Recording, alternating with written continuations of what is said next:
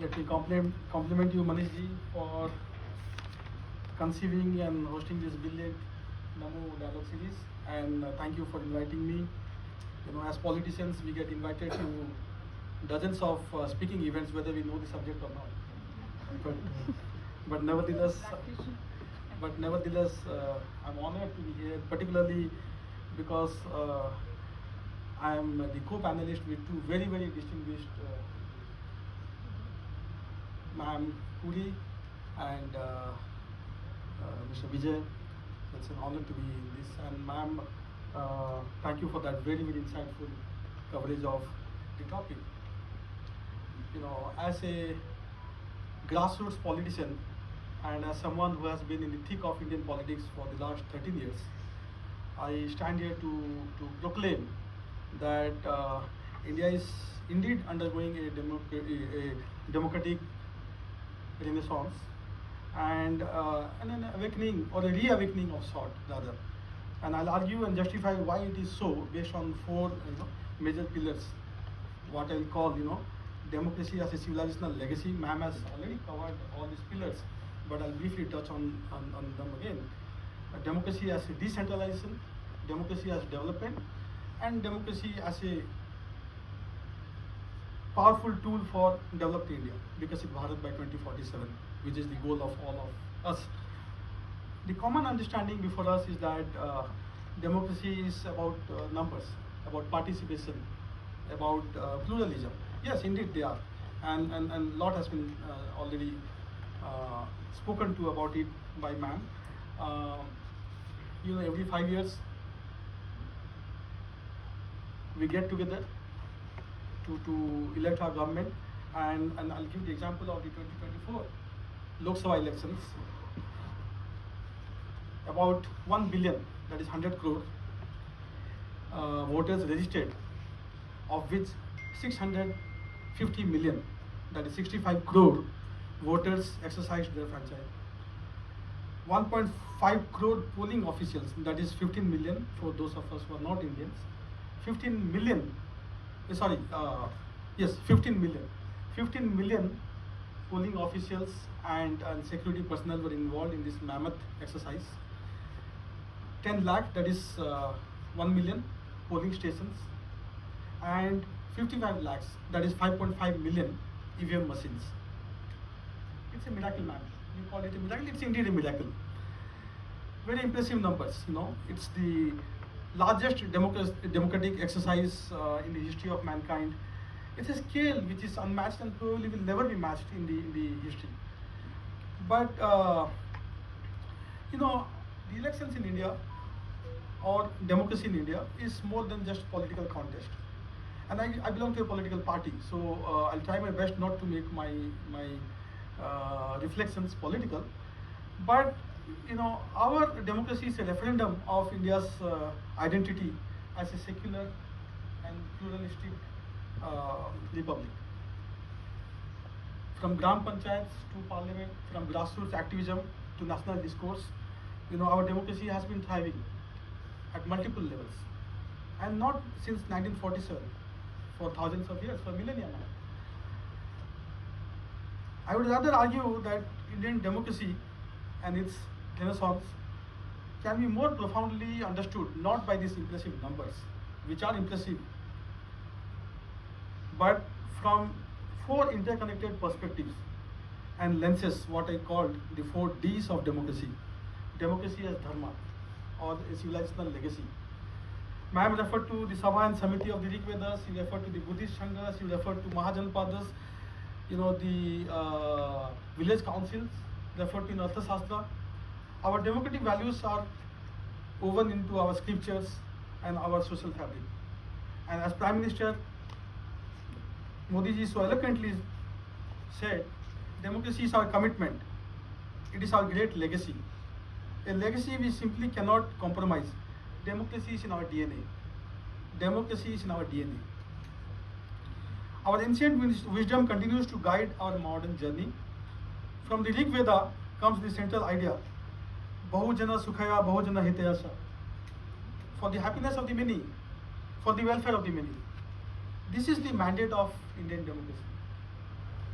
And according to Mahabharata, yato dharmas tato jaya. Where there is dharma, there is victory. There will be victory. And again, dharmo rakshati rakshita. Dharma protects those who protect it. These are our civilizational values.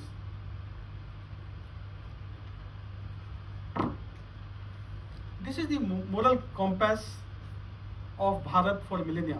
Unfortunately, we ignored them to our own peril for the first 60 years of our independence. Now, democracy as decentralization, moving beyond Lutyens Delhi. Delhi, of course, is the capital of the nation, but we have a vast nation beyond Delhi and beyond Lutyens Delhi. But by the way, it's apt that we are having this discussion in Dr. Ambedkar International Center, the architect of our democracy and our constitution. And I'll cite two examples to argue how decentralization is happening at multiple levels and in multiple domains. Because of the paucity of time, I can't go into many examples, but I'll give two examples. First example is how diplomacy has been democratized by Prime Minister Modi. Ma'am is a distinguished diplomat, she will understand this. Modi's era brought a palpable shift. Diplomacy now includes more voices from MPs, from young MPs like myself, from diaspora to states to social media. Take the example of G20. When was it that you saw a major multilateral event being hosted outside Delhi? Not to my knowledge in the history of independent India. Prime Minister Modi took G20 to all the Indian states and union territories. G20 events were hosted in over 200 locations, including one in my district of Kalahandi, which was one known for hunger, drought, famine. As I said, no major multilateral event was hosted beyond Delhi in the history of independent India before G20. The second example is how the Padma Awards have undergone a quiet but profound democratization in the last decade. Does it ring any bell? The loyalists, the chamchas, the party leaders, influential journalists. I mean, there are many competent people in these categories, but but the entrenched coterie of Lutyens Delhi, they were the ones who were considered and who used to get the Padma Awards. Today, the narrative has shifted beyond Delhi. Farmers, teachers, social workers, blood donors, selfless community workers, they are the ones who are being considered. And it's simply amazing how we are able to scout these leaders from across India, from rural India, from semi-urban India, and they are being celebrated. This is true democracy. This is true decentralization as democracy. This is democratic renaissance. The third aspect or the third pillar, or the third lens, which I would like to reflect on to argue, is democracy as development. And ma'am, you gave a lot of examples, but being a politician, I'll not miss this opportunity to present to this august audience what has happened. And I'll speak with data, because data don't lie. Statistics don't lie. And this is not a political narrative that I'm trying to peddle here. In India, democracy is more than ballot. It is about bread. It is about broadband. It is about belief. Democracy is no longer about winning elections every 5 years. Yes, it is important. As a political party member, I'm keen that my party wins every single election. But it's more than that. It's leveraging this election and using it as a tool to bring transformational change in the lives of millions of citizens of Bharat. I'll give reference to a couple of flagship schemes. Under Jam Trinity, Jan Dhan Yojana, 56 crores, that is 560 millions, His Excellency, 560 million bank accounts have been opened in the last 10 years. 560 bank accounts. These are particularly women who are unbanked living in rural India. 1.4 billion Aadhaar cards. Every Indian today has a unique identity. 1.4 billion Aadhaar cards. Over 1 billion Indians today have smartphone. The Jan Dhan Aadhaar and mobile trinity, jam trinity. This has given true empowerment to a large number from semi-urban and rural India. Thus, democracy is about inclusion, financial inclusion, digital inclusion. Under Swachh Bharat, 11 crore individual household latrines, that is 110 million, His Excellency, 110 million washrooms, toilets, what Prime Minister calls Ijjat Ghar, have been built. Thus, democracy is about dignity for our mothers and sisters. Under the Ujjwala scheme, and Minister Puri is now at the helm, 10 crore women, that is 100 million, His Excellency, have been set free from the daily grind of collecting firewood and have been freed from the clutches of smoke, chullas, lungs and eye disorders. 110 million women. Thus, democracy is about empowerment of women. During COVID-19, 2.2 billion vaccine doses were administered. 2.2 billion vaccine doses. You know, when I tell these numbers to my American and European friends, it takes them a couple of hours, not minutes, to even comprehend the numbers, making it one of the world's largest vaccination drives. Thus, democracy is about responding to crisis with decisive leadership, what Robert Greenleaf calls servant leadership.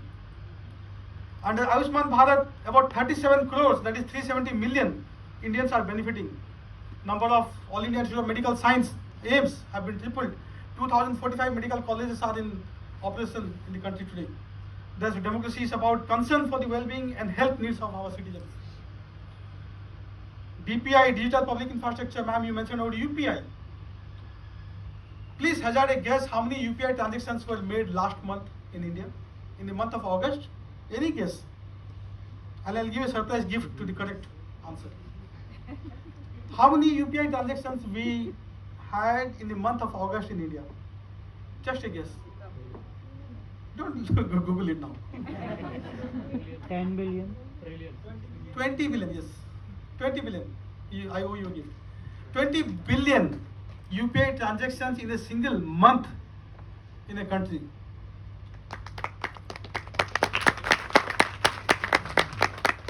And who is this empowering? Our street vendors, our farmers, auto rickshaw walas, vegetable vendors. Thus, democracy is about empowering our MSMEs, our street vendors, our marginalized communities to achieve economic independence. I will not stop. Being a politician, I will not stop. Under PM Garib Kalyan Yojana, about 81 crore, that is 810 million citizens receive free food every month. Thus, democracy is about putting Antodaya as the goal of governance. Under Har Ghar Jal, about 15 crore, that is 150 million households have gained access to tap water. Under PM Awas Yojana, over 5 crore homes have been sanctioned, that is 50 crore. And 4 crore, that is 50 million, and 40 million houses have been completed already. Thus, democracy is about welfare and social empowerment and dramatically improving the quality of life across rural and urban India. Under PM Mudra Yojana, over 52 crore loans, 520 million loans have been sanctioned, of which 70% are women. 70% loans have been availed by women entrepreneurs. Thus, democracy is about supporting entrepreneurship and women entrepreneurs. And under RCS Udan scheme, around 150 new airports have been operational, even in some of the remotest corners of our country, including one in my home district of Kalahandi. Can you imagine? It took us 16 to 18 hours to go to Bhubaneswar. Today, there is an Udan airport in Kalahandi. Thus, democracy is about strengthening regional connectivity. And my final flagship scheme here is Niti Aayog's Aspirational District Program. Some of you might know about ADP, which Niti Aayog runs. 112 districts, which were earlier called the so-called backward districts, today are outperforming the state average or sometimes even the national average in many socio-economic development indicators and parameters. And I'm proud to say my own district of Kalahandi today is one of the best performing ADP districts in the country. So democracy is about correcting regional imbalance and taking forward the motto of Sabka Saath, Sabka Vikas. All these powerful development initiatives, interventions that I have cited with data and numbers, no rhetoric, all data and verifiable numbers are to my mind, the greatest examples of democratic renaissance. And my final D, developed India.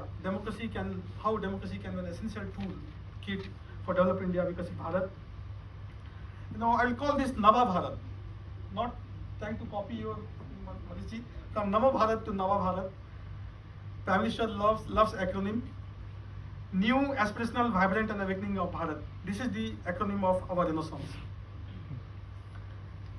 New, a democratic spirit renewed, rooted in our tradition, but facing the future with resolve. Aspirational, 1.4 billion Indian citizens aspiring to have a better quality of life. Vibrant, diverse country, 22 official languages, hundreds of dialects and other languages, so much of cultural, linguistic diversity. Awakening, yes, democracy has dignity, development and destiny that I spoke of. So let India's Nava Bharat be proof that democracy and development are not alternatives. Oftentimes we treat them as binary. We compare China and India. Oh, China is doing great because it's not a democracy. No, they are not. Democracy and development are partners. All the numbers that are cited are the greatest examples. Again, quoting our Prime Minister, in Bharat, democracy is not just an election every 5 years. It is empowerment every single day. It is empowerment every single day. Rooted in our civilizational ethos and renewed through the aspiration of 1.4 billion people, this is our message to the world. Democracy can not only survive, it can thrive. And India is its living proof.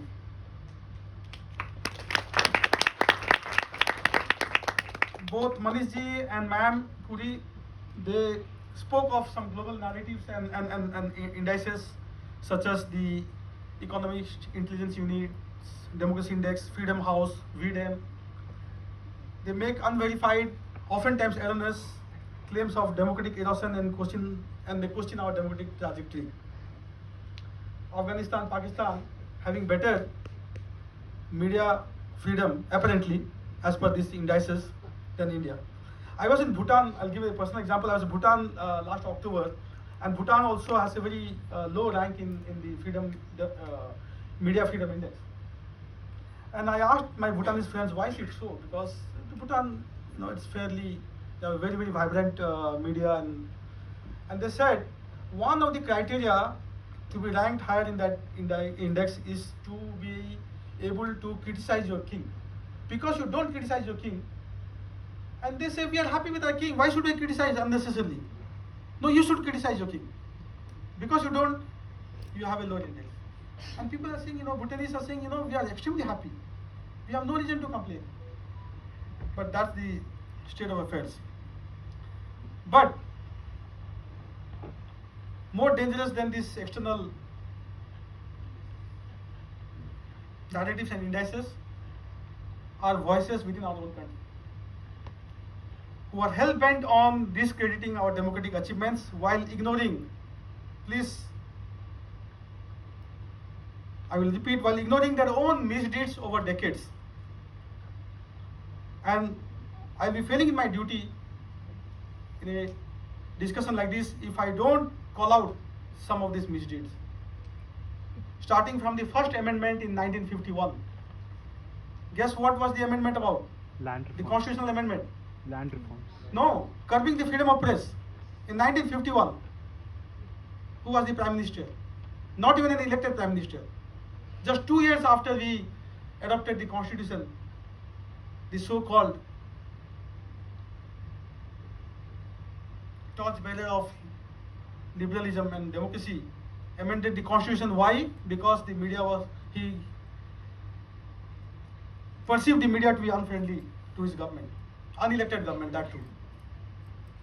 To the dismissal of the democratically elected communist government, the first democratically elected communist government in the world, in Kerala, 1959, was dismissed by the same gentleman. To over 70 dismissals of elected state governments abusing Article 356, to the declaration of the same full national emergency in 1975 just to protect someone's chair, to the creation of an utterly undemocratic, unconstitutional and unaccountable body called the NSC in 2004, which grossly undermined an elected government and ruled the country through proxy for 10 years. This is the real democratic erosion and sliding of democracy that we had in our country, and hence the renaissance. I can speak for hours about the systematic and institutional murder of democracy over 60 years by one family and their supporters. To them, all I'll say is please smell the coffee. Namo Bharat is here and it will illuminate our path. Thank you.